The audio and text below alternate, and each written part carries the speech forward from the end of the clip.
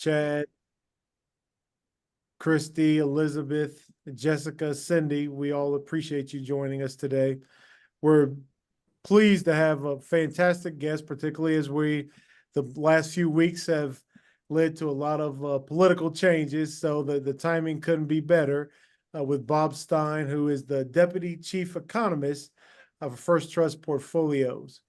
And so just a quick intro to Bob, and we'll let him spend time telling you what his thoughts are, and then we'll have a Q&A at the end of it.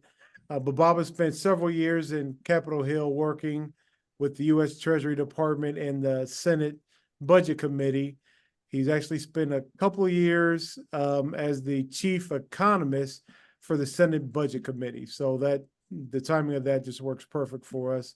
But Bob and his team over the past few years have won several awards. So they've been recognized for being called by the U.S. economy by several different analysts for their accuracy in forecasting the economy, and then also winning via Zillow what's called the Crystal Ball Awards for being able to forecast housing prices. So we're going to put all of Bob's crystal ball expertise to work today.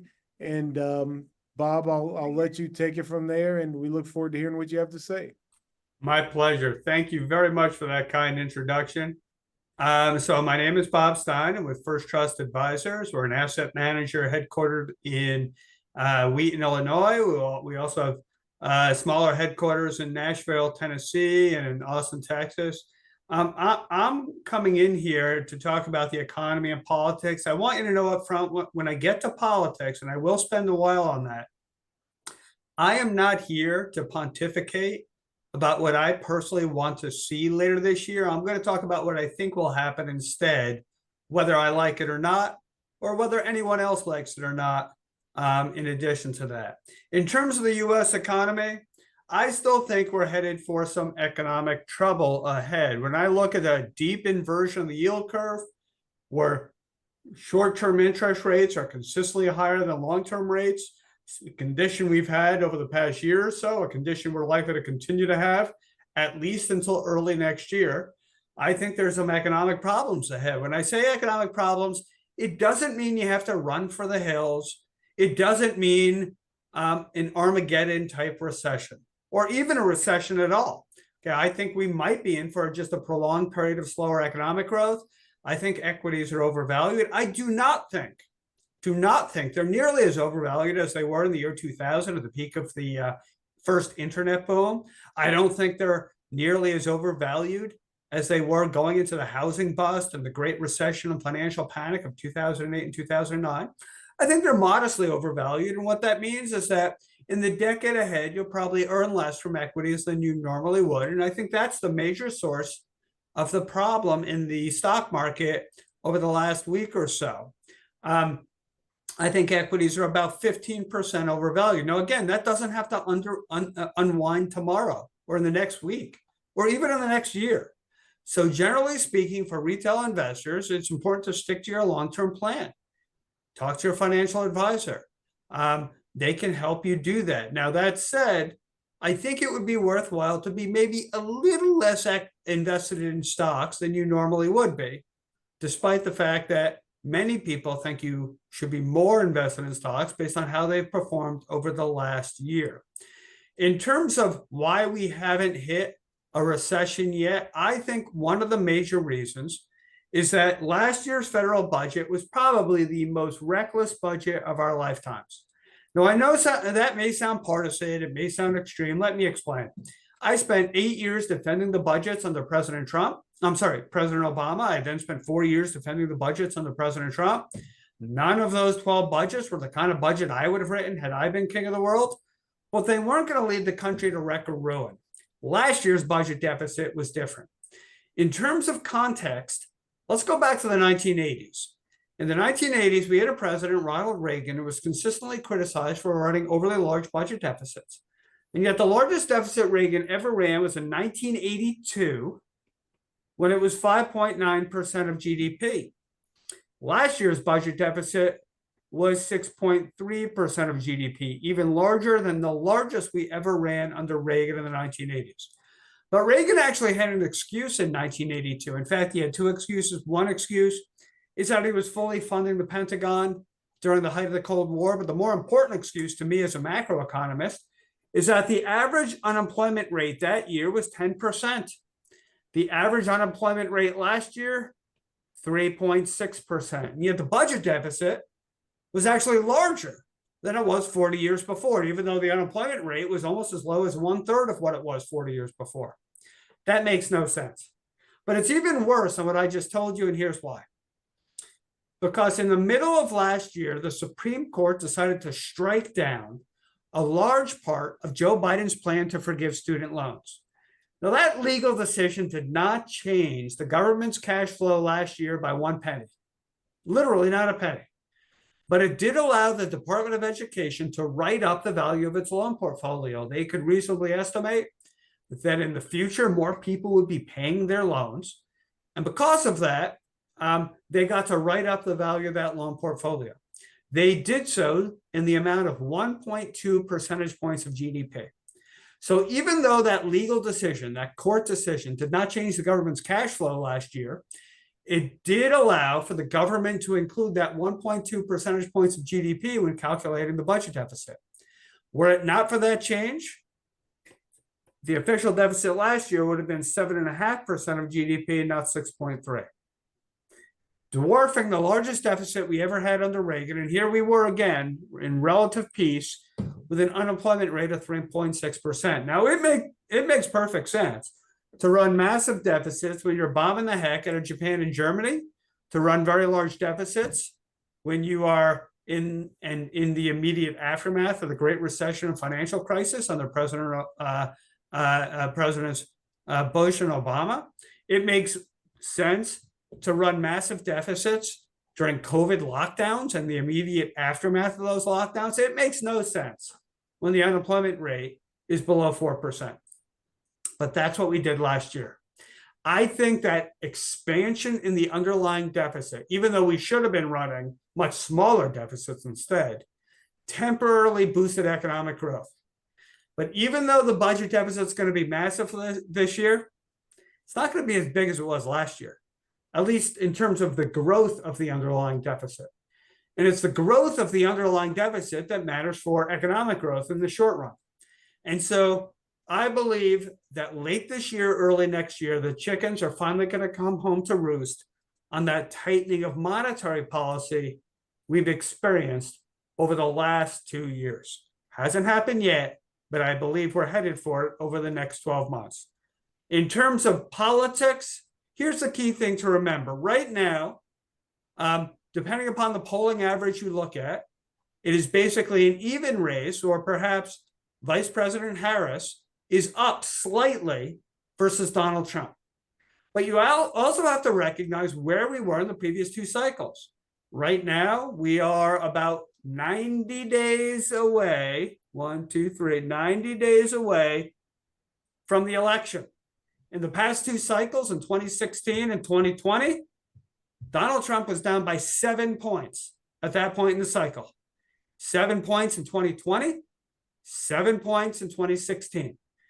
And yet, in the end, he did much better on election day in both cycles than being down 7 points. In 2016, he lost the popular vote by 2 percentage points and won in the Electoral College. In 2020, he lost the popular vote by 4.5 percentage points and almost won in the Electoral College. So the fact that he might be down, even or slightly down right now, to me, is not a big issue for Donald Trump. I think he's the favorite in this race. I think he has about a 65% chance. Now, I'm going to talk a lot about percentages. Here's the key thing for you to remember. I'm not here to regurgitate what the prediction markets say, what the odds makers say online or in Vegas or in London. I'm going to tell you what I think. The only thing I can tell you for sure is that these odds, my personal subjective opinion, will change as this year goes on. They may change as early as tomorrow. But all I can do is give you my subjective opinion today on the state of the race. Given the fact that Donald Trump was down by about 7 points in the previous two races at this point in the cycle, and he's either even or slightly ahead or narrowly behind at this point in the cycle, I think he is the favorite still in this race. I wouldn't be surprised at all if Vice President Harris ends up winning, but I still make Donald Trump the favorite in the race. In terms of the U.S. Senate, I've coded every state according to whether the current incumbent defending that seat is a Democrat, in which case it's blue, or a Republican, in which case it's red. And then I divided them up according to whether those races are happening in Democratic states, Republican states, or states in the middle of the political spectrum. And I know he can quibble. Maybe Florida's here, and maybe Minnesota's here. But these are basically the 10 states in the middle of the political spectrum for this particular election cycle. And if you look at it carefully, you realize there is not one Republican seat, not one, in this particular cycle where the Republicans have to defend it in a Democratic state. There's only one seat, Senate seat, that they have to defend in a purple state, and that's in the state of Florida, where Rick Scott is not going to lose in this cycle. So the Republicans, who already have 49 seats in the U.S. Senate, are in a position where they're not going to lose any seats in the U.S. Senate. The question is how many they're going to gain. In the state of West Virginia, Jim Justice is almost certainly going to win that state because Joe Manchin decided not to run again, not for Senate, not for president, not for anything. In addition, the Republicans are favored in the state of Montana. And because J.D. Vance was chosen by Donald Trump, I give them a slight edge in the state of Ohio as well. In addition, even though they are underdogs in all of the following races, I think the Republicans have a fighting chance in many of them. In Arizona, in Michigan, in Nevada, in Pennsylvania, in Wisconsin, and even the deep blue state of Maryland. They might not end up winning any of those, but I think they have a fighting chance in many of those states. The way I think about it right now, Republicans will probably end up with 53 seats in the U.S. Senate. Maybe more, maybe less. It depends on how the campaigns go over the next 90 days. Another way to look at this, however, is what do the Democrats have to do to retain control of the U.S. Senate? Well, they're almost certainly going to lose West Virginia, and that would put the Republicans at 50. So from there, Vice President Harris would have to win the presidential race, and then they'd have to run the table on every other single Senate race in this cycle. Not impossible, but very difficult. Because of that, I only give the Democrats about a 5% chance of a sweep in this particular cycle. Again, possible, extraordinarily difficult. On the other hand, I give the Republicans a 50% chance of a sweep, and I'd say there's about a 45% chance of some sort of mixed government over at least the next 2 years. Now, based on what I just told you, a lot of you guys are going to remember that I said Trump is probably going to win the election, and the Republicans are almost certain to take the Senate, and the House is kind of a toss-up, but we'll see. And those are the things that my audiences will remember. But those are not the things you need to remember the most. What you need to remember the most is what I'm about to tell you. It's not what the election results will be. It's what the implications of each of these results will be for public policy in the years ahead. My opinion about who's going to win the election may change over the next 90 days. My opinion about what they're likely to do, depending upon the outcomes, will change very little, if at all, over the next 90 days. So let's go through those options. If there's a Republican sweep, again, I'm giving it about a 50% chance. The most likely thing they do is extend and possibly deepen the tax cuts they originally enacted 7 years ago. What would it mean to deepen them? I think there'd be some sort of exemption for tip income, at least up to a certain amount, or maybe a fractional exemption for tip income. That's basically a play for Nevada's electoral votes. And in addition, Donald Trump is talking about some sort of reduction in taxes for Social Security benefits as well. But there is going to be a scramble for deficit reduction in the years ahead. They might not talk about it in the campaign, but it will happen eventually. I expect Donald Trump to respond to that by raising tariffs, curtailing green energy subsidies, not ending, not eliminating, but curtailing them, and reforming Medicaid as well. I think the Republicans move to block grants to the states and let the states experiment with, reform, and frankly, squeeze that program over time for budget savings. They will not have the votes to make any changes to Social Security. I don't think they'll have the inclination to make changes to Medicare, but Medicaid would certainly be on the chopping block if this scenario comes to fruition. If Donald Trump wins, Republicans control the Senate, there is some possibility that Hakeem Jeffries becomes Speaker of the House. And if that happens, he's going to fight Donald Trump and the Republicans tooth and nail for everything they want out of Congress. I think eventually the tax cut originally enacted 7 years ago would be extended, but it would have to be changed. It would have to be limited. I think the top tax rate on the highest brackets would go back up. And in addition, I could see SALT expansion. So the state and local income tax deduction is currently limited at $10,000 for itemizers. I think it would go to $20,000 to $25,000 instead. In addition, Donald Trump would raise tariffs in this scenario.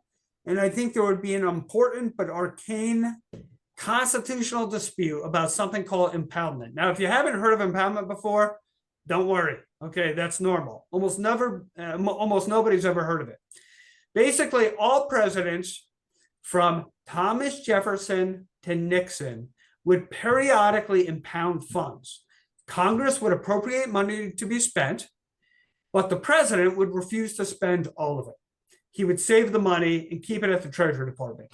And then in the 1960s, LBJ did it even more because he was trying to save money during Vietnam.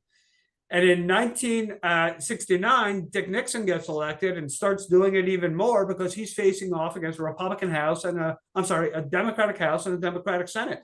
Opposition parties both. In 1974, weakened by Watergate, he signed something called the Budget Control and Impoundment Act of 1974. Won't be on the final exam. You don't have to remember that piece of legislation. But here's the deal. It basically said that no president can impound money anymore. But it has never been litigated up to the Supreme Court about whether a simple law passed by Congress can strip the president of that impoundment power.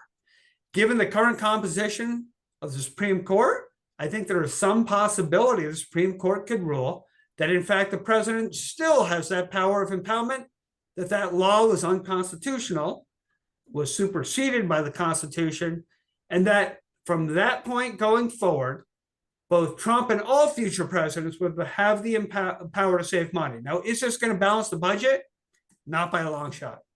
But some presidents would be able to save tens of billions of dollars per year. Other presidents, maybe hundreds of billions of dollars per year.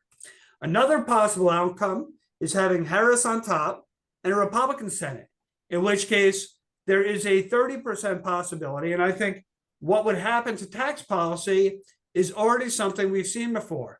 So what happened to tax policy at the end of 2012, when after winning re-election, Barack Obama turns around immediately after beating Mitt Romney and cuts a deal with the Republicans to run Capitol Hill to fully extend the tax cuts, originally enacted in 2001 and 2003, except at the very top, where the top rate, which had been cut under Bush to 35%, went back to 39.6%, where it had been under Bill Clinton for 8 years.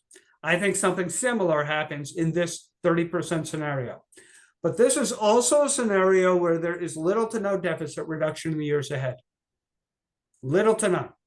Because the Democratic president is not going to sign a deal to cut Social Security or Medicare or Obamacare or Medicaid or green energy subsidies. But I do think they're willing to extend the tax cut. Again, that is a recipe for $2 trillion deficits as far as the eye can see. One last possibility, only a 5% chance. If the Democrats pull off a miracle and sweep, and again, it's possible, I think there are going to be higher taxes across the board. I think the top tax rate on regular income goes back to where it was under Bill Clinton and the last 4 years under President Obama, 39.6%. The long-term capital gains and dividend rates, now capped at 20%, would go to 24% instead. The estate tax rates would stay the same, but I think the exemptions go halfway back down to where they were in 2017. And the corporate rate, which was 35 pre-Trump, he cut it to 21, would probably go halfway back to 28%. In addition, I think the Democrats would flirt with introducing a carbon tax in the USA. It would be corporate side only, not on households, not on individuals, and it'd be really low, but it then would escalate possibly in the decades to come. Bill Clinton thought briefly about a carbon tax back in 1993 when he was a new president, realized he didn't have the votes and abandoned it. But it is possible that the Democrats push this through in 2025. One more thing I'd like to talk about of substance, and that's a long-term deficit situation. I talk to investors, whether they are Republicans or Democrats, they're concerned about the long-term deficit situation in the US. We now have a debt that's $35 trillion. We have $1.5 to $2 trillion deficits as far as the eye can see. So what's going to happen with the federal government's ability to pay this debt? Are we eventually going to be able to reduce the debt, or are we going to turn it into Argentina? My argument has always been this: the best way to look at the debt is not by looking at the top line number, but by looking at the interest burden generated by that debt relative to GDP. Back in the 80s and 90s, it was regularly 3% of GDP. Then a bunch of good stuff happened, and we spent about 20 to 25 years at 1.5% of GDP instead. I call this the age of candy. What happened in the age of candy? We cut taxes in 2001, 2003, and 2017. In 2003, we embarked on a discretionary and very expensive war in the Middle East. 2004, we added a prescription drug benefit to Medicare. And in 2010, we had the first major expansion of entitlements since the 1960s. Why did all this happen? In my opinion, it's because when the interest burden of the debt is low, politicians realize they have a lot of money lying around to buy their votes. And that's exactly what they did. But the age of candy, my friends, was coming to an end. Last year's interest burden was 2.4, and when all is said and done, this year will probably end around 3.0%, back where we were in the 80s and 90s. Here's the good news. I don't think we go to 4% or above. Okay, I might be wrong, but I don't think we get there, because I think by the time we're approaching that level, the politics of limits will kick back in. Now, what are the politics of limits? Okay, it's what we had in the 1980s and 1990s. After 1981, when Reagan signed an across-the-board income tax rate cut, we had consistent, often bipartisan measures to control the deficit. In 1982, Mr. Tax Cut himself, Ronald Reagan, signed a bipartisan deal to raise the payroll tax on all American workers. And in the mid-1980s, we had something called Graham-Rudman-Hollings to control the growth of federal spending. In 1990, George Bush the Elder negotiates a budget deal with the Democrats who run Capitol Hill to renege on his no new taxes pledge, raise taxes a little bit, and set strict spending caps on both social and military spending alike. 1993, after a campaign in which he consistently criticized those spending caps, Bill Clinton agrees to extend them and raise taxes as well. And those spending caps held until 1998. That is the politics of limits. Measure after measure to control the deficit. And I think sometime over the next few years, not this year, probably not next year, but sometime over the next few years, that's what we're headed back to. Here's the bad news, folks. This happy time back here in the late 90s, early part of the following decade, when the interest burden fell from 3% to 1.5%, I don't think that's coming back for the remainder of any of our careers, okay? Think about what happened back here. We had the baby boom generation hitting their peak earning years. We had Social Security and Medicare, a smaller part of the federal budget, and we had a peace dividend left over from winning the Cold War. What do we got now? We have the baby boom generation hitting the beach and the golf course, not their peak earning years. Social Security and Medicare, a larger and growing share of the federal budget. And China and Venezuela and Iran and North Korea preparing for war. Now, knock wood, there are no wars, especially not involving the USA. But if we want to prevent the wars of the future, I think we need to prepare for the wars of the future. And that's going to cost a whole heck of a lot more in military and national defense spending in the decades ahead compared to the era of candy. The era of candy is over. It is the politics of limits as far as the eye can see. Now, hopefully I haven't gone on too long. I've kept your attention, and I would be delighted to answer any questions you have. Thanks, Bob. Yeah, if anybody has a question, feel free to type it into the Q&A link down below. One question that came in, Bob, had to do with mortgage rates. What do you think the next 12 to 24 months mean for rates in general? I do think too, kind of a maybe a little caveat to that is we've heard a fair amount about how mortgage rates are elevated right now in terms of, you know, their historical spread over a 10-year treasury, for example. Any thoughts on that maybe as well? Sure. Few things. I think short-term interest rates are going to come down a lot over the next 2 years, probably sooner rather than later. Long-term interest rates are going to come down a little over the next 2 years because they're already pricing in a decline in short-term rates. This mortgage spread above the treasury will probably compress a little bit, get a little smaller. And what that means is that mortgage rates should come down a little more than the 10-year yield over the next couple of years. Part of the reason is because I think the housing market's going to hold up pretty well. We're not going to go through some sort of housing bust like we did a decade and a half ago, because I think there's a shortage of homes in the United States. So those homes we have are going to retain their value pretty well. Not everywhere, but generally speaking across the country. Again, I'm talking residential, not warehouses necessarily, not office space, not commercial. Okay. On the residential side, I think things will hold up pretty well, even if we hit a recession. It's not going to be a disaster. And so in that environment, rates should come down because I think mortgage lenders will realize people have the collateral to pay their loans. Great. Thank you. Any other questions out there? I had one just in terms of It better be a good one, Chad. I know. Is there really any appetite in Washington to decrease spending? Is there more than 3 people in Washington that would decrease spending? There are many, many people who claim they're interested in reducing spending.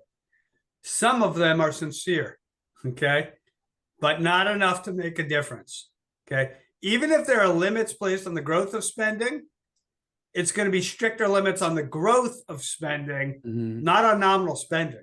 Nominal spending ain't going down. Sorry, it's just not going to happen. And remember, a lot of the spending is baked in the cake because you have to, you know, the spending on interest costs is only going to go up over the next couple of years, right? Because interest rates are higher and the debt's bigger. And spending on entitlements like Medicare and Social Security, that's not going down. And even if you get a Republican sweep and they do something on Medicaid and Obamacare, that's a real long-term gradual issue. They can make a huge difference over a long period of time. Doesn't mean spending is going to come down in any particular year, especially in the near term. So spending isn't going to go down,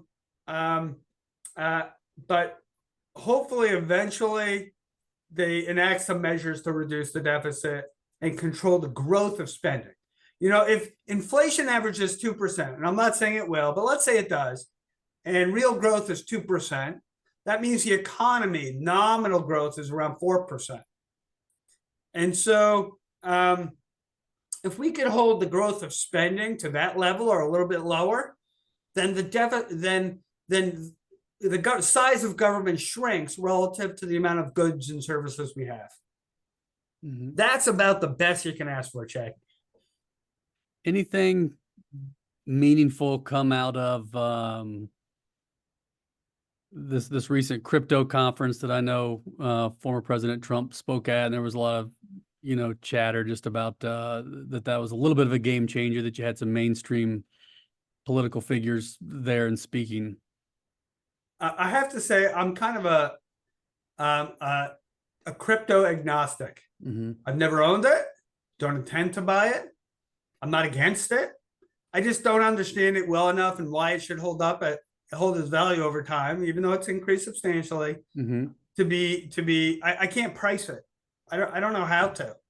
My boss Brian Westbury, my colleague, he often says, you go to buy a car with crypto, and you leave for the dealership. By the time you get there, you might be able to buy 2 cars. You also might be able to buy half a car. Okay, you don't know what you're going to end up at the dealership with. And oh, by the way, you're going to have to pay taxes if you sell your crypto to buy it, which is a little different than your bank account. Mm-hmm. So I'm not saying I'm a crypto skeptic. I'm just a crypto agnostic. Yeah. Now that said, politicians are paying much more attention to it. And so I do think there's a limit, at least temporarily, to what the government can do to stop it. Eventually, though, governments are jealous gods. And so they're not going to allow crypto to get to the point where it's displacing the importance of the US dollar. Thank you. Well, Bob, I had a quick question for you. When you talk about spending and you have the Inflation Reduction Act and the CHIPS Act, as those things kind of roll off, would they be replaced with something else, or is the thought process that that money's already allocated, so you really don't think of that in terms of increasing of spending from the government? It's already allocated, and a lot of what's been the spend out rate on that legislation is longer than people realize. It takes a while for the agencies to find the projects they're going to give money to. So that's like, if the Republicans came in and swept, first of all, I think they're going to have trouble going back to zero on those bills. They're not just going to repeal, because a lot of people in their districts and in their states are making money off of it. So they'll talk a good game, but they won't really repeal that legislation. And so I think the spend out rates on that legislation will remain close to what was originally enacted.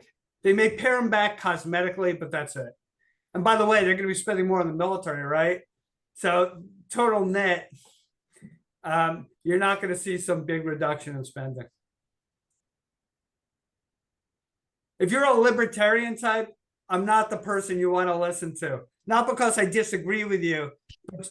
Your hopes and dreams, I'm likely to tell you they're not going to be realized anytime soon. We did have one question as well about artificial intelligence. So we've heard a lot from, that whole space over the last quite a few months. What are you hearing from a government standpoint in terms of spending on AI? I know one of the big companies out there has talked a little bit about sovereign countries being a big buyer more and more, but are we seeing anything from a U.S. government standpoint that really relates to AI? Chad, I wish I knew. One thing, people are used to watching CNBC and looking at Jim Cramer opine about everything, including things he's not an expert on, which is why you end up with these reverse Cramer investment vehicles, because he's wrong on so many things. I feel like I have some expertise on many issues, but the issues where I don't have expertise, I'm not afraid to punt and say, I don't know enough about it to opine. It would make for really bad TV if you're on TV saying, oh, I don't know. Okay. But I'm not going to mislead your investors to thinking that I know everything about everything. I don't. No, I appreciate that. I know the stuff I talk about, and I'll give you answers on things. I'm not afraid to have an opinion on things that I think I know something about. But if I don't know anything about something or enough about something, I'll punt. And on that topic, I'll have to punt. Perfect. No problem. Well, I don't see any other questions hanging out there. Maybe one last chance for somebody to type something in if they want to. Did you have anything else, Jay, in the meantime? But I do, actually. It's in regards to what we were just talking about. So another theme, obviously, is the GLP-1 drugs. And so it relates to healthcare costs and the government spending. And you've heard politicians come out and talk about the cost of those drugs and so forth. Do you have any view on, would you truly see legislation come down that makes that a little bit more difficult, or controlling the spending from the government side? I think there's a broad consensus among economists that these attempted and actual price controls on drugs are a really bad idea for innovation in the healthcare sector. And so I think even if the Republicans win, I don't think you're going to see any more price controls going forward. Like, I don't think they'll repeal the ones that are in place, but I don't think they're going to impose any new ones. And if the Democrats win, the chance of a Democratic sweep is very slim.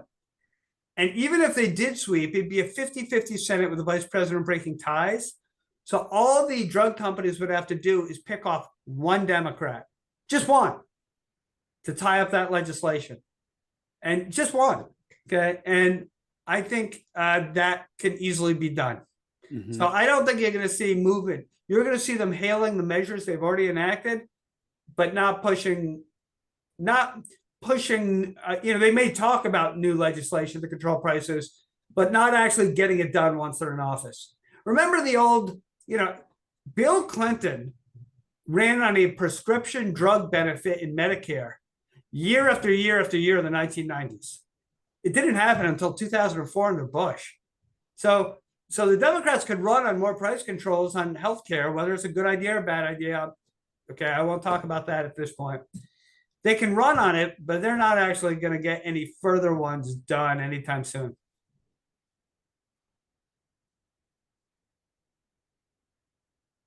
I think we did have one last question come in on, and it kind of goes back to your green spending, I think, a little bit. What do we see happen with EVs? Do we see those tax credits and whatnot go away for the purchases? I think they're going to keep on going for the foreseeable future. That doesn't mean they're going to be expanded, but I think they're going to keep on going because, frankly, who's the biggest seller of EVs in the U.S.? Elon Musk. Mm-hmm. And he's put his chips down heavy on the Republicans now. And he makes a substantial amount of money off the regulatory credits that the other legacy automakers have to buy from Tesla in order to meet their targets for mileage. Mm-hmm. So that's politics, folks. So if you elect the Republicans, they're going to talk a big game on curtailing green energy subsidies or eliminating them or ending them. They're not. They will curtail them. They will reduce them. That's it. They ain't going away. Okay, it's because the politics of it, once you implement them, it's very hard to repeal these things because they benefit Republicans, like politicians in their states and their districts. Mm-hmm. Perfect. Let me see. Was that the last one? That was the last one. So I think with that, we can probably let Bob go, and we appreciate everybody's time here today tuning in. And Bob, thanks for all your candid answers and comments and keeping it lively for us. Thank you very much for your time. It's been a pleasure. Thanks you, everyone. Take care.